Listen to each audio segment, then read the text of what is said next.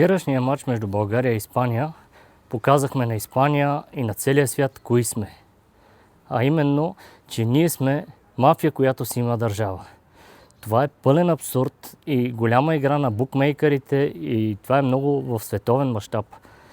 Как така Испания в цялото второ полувреме няма да може да отбележи четвърти гол или пети гол на България? И след матча испанците казват, българите имат много силна защита.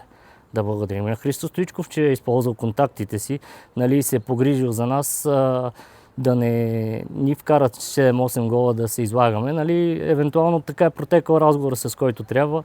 Вкарайте им там 3-4 гола, колкото да си хванете точките, но да не е погром, за да се излагаме. Нали? Това е огромна организация.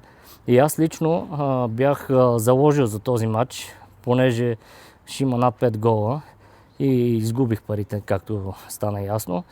И представете си колко хора са били сигурни, че ще се загубят тези пари. И това е една много голяма игра на мафията. Тук са много големи уговорки и това е. Искам да кажа, че ние за пореден път доказахме на целия свят, че мафията си има държава. Благодаря.